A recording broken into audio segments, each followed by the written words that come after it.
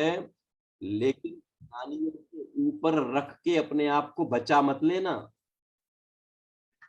हम लोग यही करते हैं ना, क्या करते हैं हम लोग, ये तो ज्ञानियों की बात है, हम तो अभी सामान्य श्रावक हैं, अज्ञानी श्रावक हैं, कि ज्ञानियों की बात इसीलिए तो कर रहे हैं तो उनका जीवन अगर हमारे बीचों बीच रहकर ऐसा हो सकता है तो हम अपने जीवन में सुधार क्यों नहीं लाएं।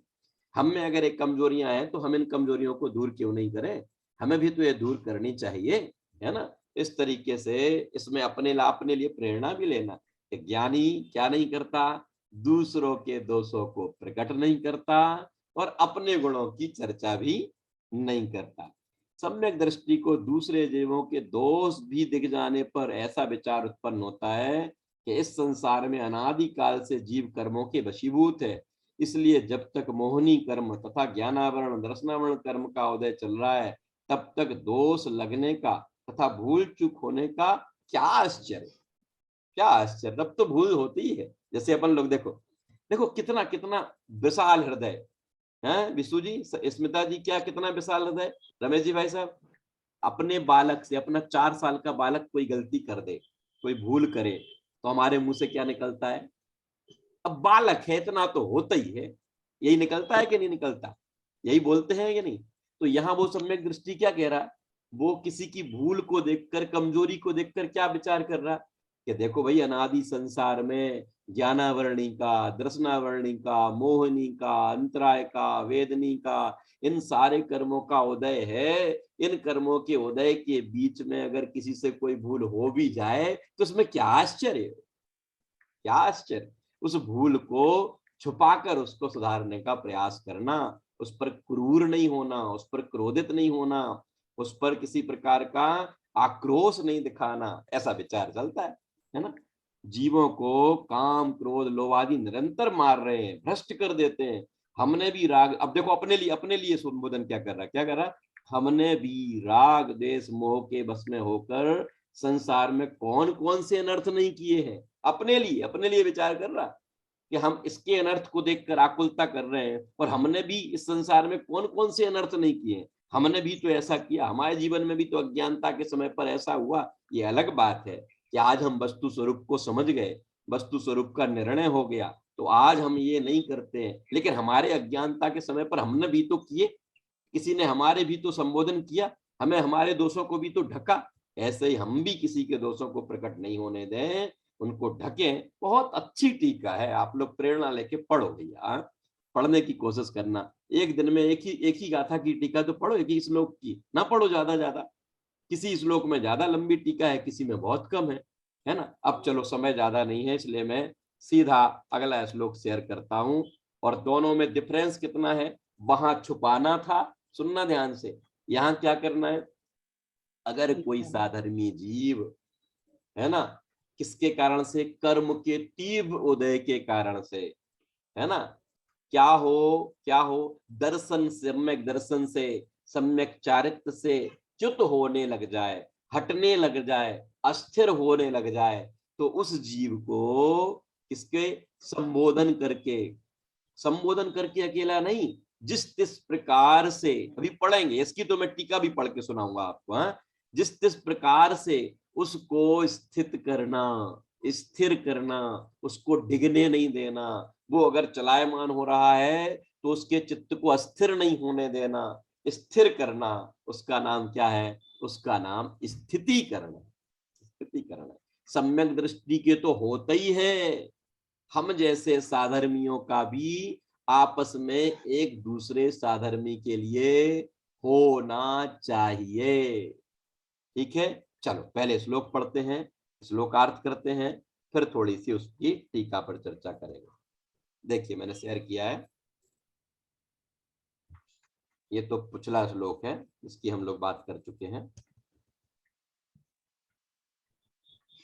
ये देखिए आगे अगला श्लोक, 16वां श्लोक, स्थितिकरण अंग। दर्शनाचरणात्वापि चलतां धर्म वत्सले प्रत्यवस्थापनं प्राज्ञये स्थितिकरणमुच्यते। दर्शनाचरणाद्वापि चलतां धर्म वत्सले प्रत्यवस्थापनम प्राज्ञै स्थितीकरणमुच्यते। देखो जरा संधि विक्षिप्त करके देखो, यहाँ ये चा है ना, ये ता के स्थान पर चा हुआ है, विक्षिप्त करेंगे तो क्या हो जाएगा, दर्शनात्। फिर यहाँ से चा निकलेगा तो हो जाएगा चरणात्, और दा के नीचे वा है ना, वापी। दर्शनात् चरणात् बा अपि चलताम धर्म वत्सलै प्रत्यवस्थापनम प्राज्ञै स्थितीकरणम उच्यते। क्या हुआ अर्थ शशि जी? दर्शनात् माने दर्शन से, दर्शन माने प्रकरण किसका चल रहा है, सम्यक दर्शन का, इसलिए सम्यक दर्शन से, चरणात् वापि अथवा सम्यक चारित्र से, चलताम चलित हो जाए, है ना, डिग जाए, अस्थिर हो जाए, किस किस से, सम्यक दर्शन से और सम्यक चारित्र से। कर्म के उदय के कारण अथवा मिथ्या संगति के कारण अथवा परिस्थिति के कारण, किसी भी कारण से अगर कोई साधर्मी, अगर कोई जीव दर्शन से अथवा चारित्र से चलताम चलित हो जाए, अस्थिर हो जाए, डिगने लगे, गिर जाए, हटने लगे, तो धर्म वत्सलै, धर्म वत्सल के द्वारा, प्राज्ञई विद्वानों के द्वारा, है ना, धर्म के प्रति वात्सल्यता से प्राज्ञई विद्वानों के द्वारा, प्रति लिखा, प्रत्यवस्थापनम लिखा ना, प्रत्यव, तो ये क्या हो जाएगा, प्रति अवस्थापनम, क्या करें, उसे फिर से स्थापित करना, उसे फिर से स्थिर करना, उसकी उस परिस्थिति को समझते हुए एन केन प्रकारेण उसकी अस्थिरता को दूर करना, उसके चलायमान पने को हटाना। कौन? प्राज्ञ विद्वानों के द्वारा जो ऐसा किया जाता है उसको स्थितीकरणम उच्यते, उसको स्थितीकरण कहते हैं।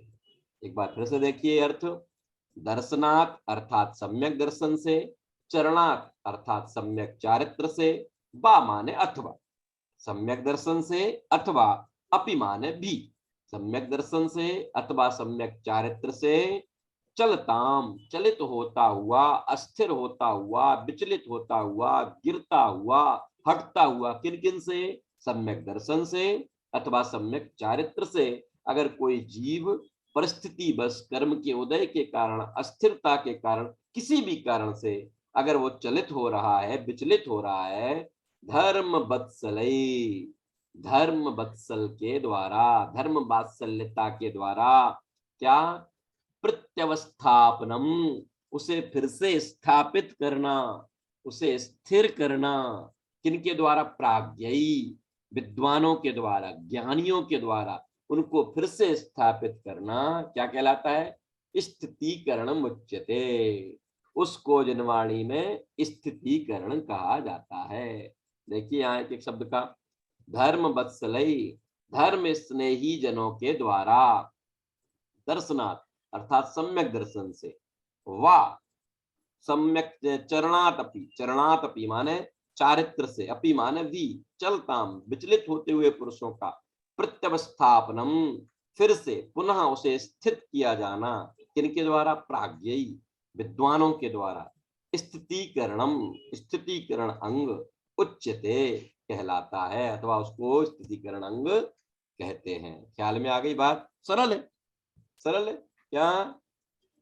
सम्यक दर्शन से अथवा सम्यक चारित्र से, किनके कारण, जो चीजें पिछले वाले में थी ना वो इसमें भी लगा सकते हैं। बाल असक्त, बाल माने अज्ञानता के कारण, असक्तता माने कमजोरी के कारण, शारीरिक कमजोरी हो सकती है ना, कर्म के उदय की कमजोरी हो सकती है, कुसंगति के कारण, लोभ के कारण, किसी भी कारण से जब वह व्यक्ति, वह जीव, वह साधर्मी, है ना, क्या हो, धर्म से, मुक्ति के मार्ग से विचलित होने लगे, सम्यक दर्शन अथवा सम्यक चारित्र से विचलित होने लगे, तो धर्म वत्सलै धर्म के वत्सल लोगों के द्वारा, धर्म के प्रति वात्सल्य रखने वाले लोगों के द्वारा क्या करें, प्रत्यवस्थापनम, उसे फिर से स्थित करना, स्थिर करना, किनके द्वारा, प्राज्ञयी, विद्वानों के द्वारा, ज्ञानियों के द्वारा, फिर से उसे सम्यक दर्शन और सम्यक चारित्र के मार्ग पर स्थिर करना। उसका नाम क्या है, स्थितीकरणम उच्यते, उसको स्थितीकरण कहा जाता है। सरल है। अब जरा देखो, अब वह विचलितता किन किन कारणों से हो सकती है। हमारे पाप के उदय का कोई ठिकाना नहीं है। कौन सा उदय जीवन में ऐसा आ जाए, आप जिस कार्य को कल तक बहुत विवेक से करते थे, बहुत संभल के करते थे, बहुत ध्यान से करते थे, लेकिन आज उदय बदल गया तो उसी कार्य में अविवेक पनपने लगता है, उसी कार्य में अज्ञानता झलकने लगती है। आज तक जिसने रात्रि भोजन नहीं किया, अरे भोजन छोड़िए, रात्रि में पानी नहीं पिया, इधर कर्म का उदय आया और वो पानी चिल्लाने लगता है, भोजन चिल्लाने लगता है, जो चीजें आज तक नहीं खाई उनकी मांग करने लगता है ना। ऐसी ऐसी स्थिति हो जाती है कि आपको कई बार आश्चर्य होने लगे, ये वही है, ये वही है जो कल तक ऐसा था, ऐसा था। ऐसी स्थिति अगर हमारे किसी साधर्मी की आती है तो उस साधर्मी की कर्म के उदय का विचार करना, उसकी बाह्य परिस्थिति का विचार करना और उन बाह्य परिस्थिति और उदय का विचार करके उसको संबोधित करना, है ना। देखो ध्यान रखना, कैसे कैसे आर्थिक रूप से कोई कमजोरी आ गई है, व्यापार कमजोर पड़ गया, कहीं व्यापार में घाटा लग गया, है ना, अथवा और किसी आवश्यकता के कारण वो विचलित हो रहा है, शरीर में कोई रोग हो गया, कोई और तकलीफ आ गई, परिवार में किसी का वियोग हो गया, है ना, परिवार में किसी ऐसे तत्व का संयोग हो गया जो वो नहीं चाहता था, सब चीजें है ना, इष्ट वियोगज भी है, निष्ठ संयोगज भी है, पीड़ा चिंतन भी है, निदान भी है। ये कोई भी परिस्थिति बनती हो, इन परिस्थितियों के कारण अगर वो धर्म से डिग रहा है, अस्थिर हो रहा है, चलित हो रहा है, तो उस जीव को अगर आर्थिक कमजोरी है, आर्थिक कोई पराधीनता आई, मकान नष्ट हो गया, दुकान जो थी वो कहीं अतिक्रमण में आ गई, 50 साल पुराना कोई केस निकल के आ गया जो उसके बाप दादाओं ने किया था, उसने किया ही नहीं था, लेकिन वो केस आ गया तो वो दुकान जब्त होने लग गई, मकान कोई गिराने के लिए एडीए वाले आ गए, वो मकान गिराने लगने के लिए तैयार करने लगे। कोई भी ऐसी स्थिति होती है तो ऐसी स्थिति में कोई भी अस्थिर हो सकता है, किसी का भी चित्त 1 मिनट में अस्थिर हो जाएगा। आप जरा विचारो, हम लोग जिन अनुकूलताओं में बैठे हैं उन अनुकूलताओं में थोड़ी सी हम तत्व चर्चा कर पा रहे हैं, लेकिन कोई जीवन में ऐसा पाप का उदय आ जाए तो हमें अस्थिर होने में कितनी देर लगती है।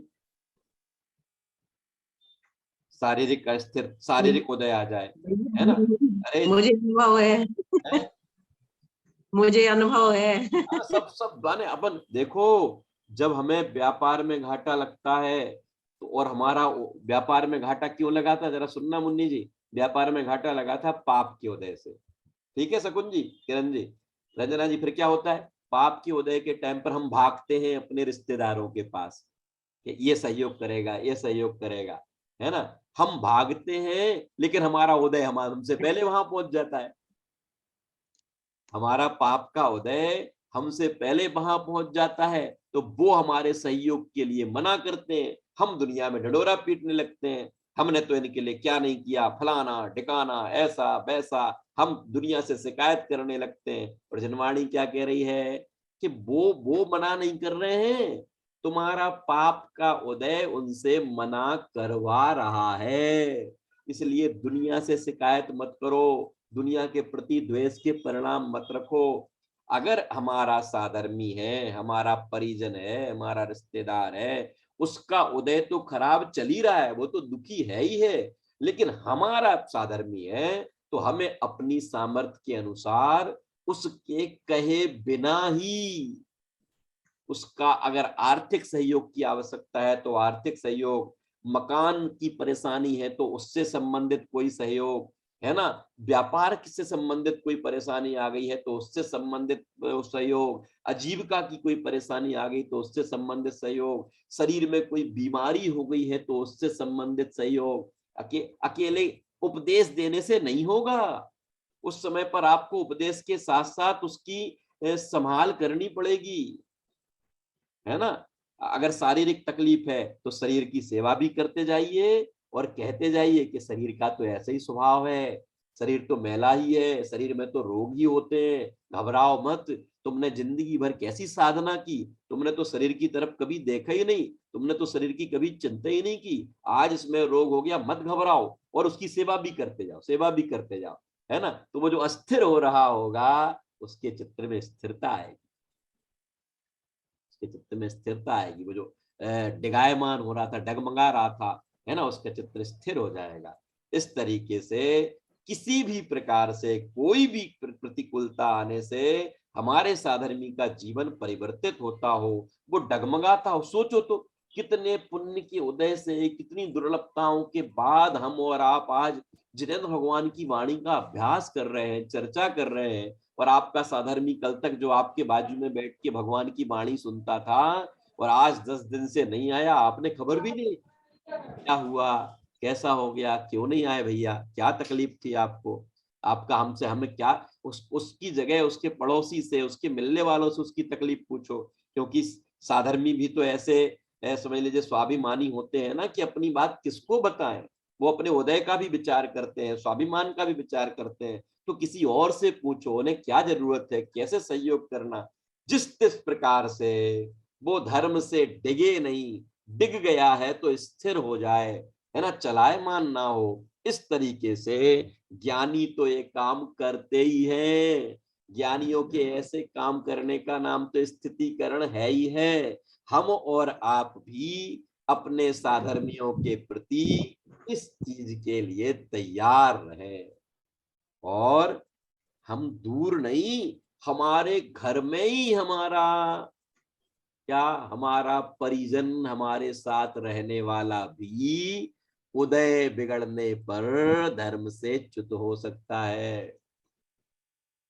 नेहाजी कौन, जिसने तुम्हें धर्म मार्ग पर लगाया है ना, ऐसा तुम्हारे परिवार का वो सदस्य आज उदय बदलने पर उसी मार्ग से गिरता हुआ दिखाई देता है। गिरने दोगे, गिरने देना चाहिए, हैं, क्या करेंगे, उसके साथ खड़े रहेंगे।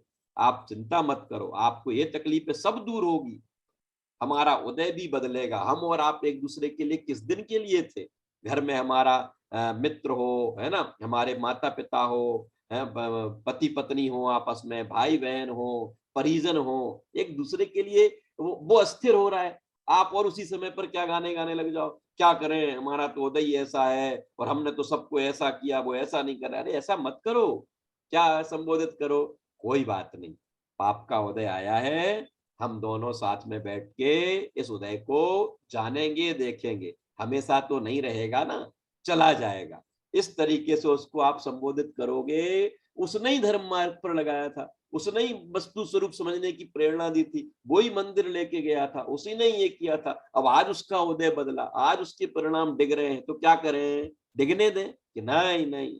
उस समय पर दोनों का उदय एक सा नहीं है ना, उसका, उसकी शारीरिक असहता का उदय आया तो उसके शरीर में तकलीफ हुई, वो डिगने लगा, हमारा शरीर तो स्वस्थ है ना। उस समय हम उसके पास बैठे, उसकी सेवा करें, टहल करें, है ना, संबोधित करें कि भैया हमने तो कैसे कैसे पढ़ा है, इस ग्रंथ में हमने ये पढ़ा है, इसमें ऐसा पढ़ा है, घबराओ नहीं, उदय आया है, चला जाएगा, नहीं जाएगा तो कोई बात नहीं, आयु पूरी होनी होगी तो हो जाएगी। लेकिन हमें ऐसा नहीं विचार करना, हम जिस मार्ग की सेवा करते रहे हैं आज हम उससे डिग जाएं ना, ऐसा नहीं। इस तरीके से किसी भी प्रकार कर, मर पच कर, कुछ भी करके साधर्मी को डिगने नहीं देना, उसकी, उसका क्या करना, ढाल बन के खड़े रहना, उसके लिए तैयार रहना। इसका नाम क्या है, इसका नाम स्थितिकरण है। बहुत विचारने का है। सम्यक दृष्टि के तो होता ही है ना, होता ही है, लेकिन हमारे जीवन में भी होना चाहिए। भैया जी, सम्यक बाद के 8 अंग और सम्यक्त के पहले के 8 अंग। हाँ, सम्यक्त के पहले भी ये निर्मल ये था। हाँ, बोलिए शकुन जी, बोलिए। इसी को समाधि जी, उदाहरण बोलते हैं। आप बोले ना कि उदय, जब खराब उदय आता है तो सामने वाले के पास पहले दूसरे का उदय पहुंच जाता, मतलब वो उदय पहुंच माने हमारा पाप का, हम आपके पास सहयोग मांगने आए, हमारा पाप का उदय था, तो आपको तो ये मना ही करना है। इसका मतलब हमारा उदय तो पहले पहुंच गया वहां। कहने का मतलब समझ में आया कि नहीं?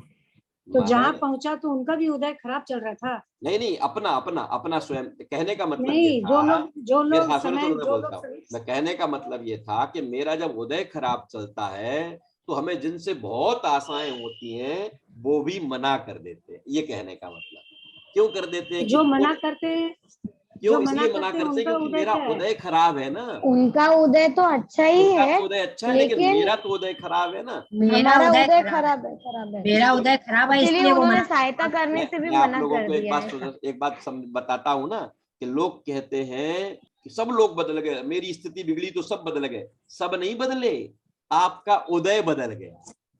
कल तक पुण्य का उदय था, आज पाप का उदय है। कल तक सब सुनते थे, आज कोई नहीं सुनेगा, आपका पुत्र भी नहीं सुनेगा। समझ में आया? आज क्यों? क्योंकि वो पुत्र खराब नहीं हुआ, वो माता पिता खराब नहीं हुए, वो परिजन खराब नहीं हुए, मेरा पाप का उदय है। अंजना का पाप का उदय था तो 22 साल तक किसी ने देखा नहीं, और उदय बदला तो रास्ते से लौट कर आ गए। पवनंजय रास्ते से लौट कर आ गए हैं कि मैंने कितना बड़ा अपराध किया, मुझे तो ऐसा नहीं करना चाहिए था, है ना। तो वहां ऐसी स्थिति क्यों? क्योंकि किसने समझाया? किसी ने नहीं समझाया, उदय बदल गया। ख्याल में आया? इसमें कुछ पंक्तियां हैं जो टीका में इसकी यही बात कल में वाचन आती है। करूंगा। बोलिए, कौन क्या कह रहा था? यही बात देर से समझ में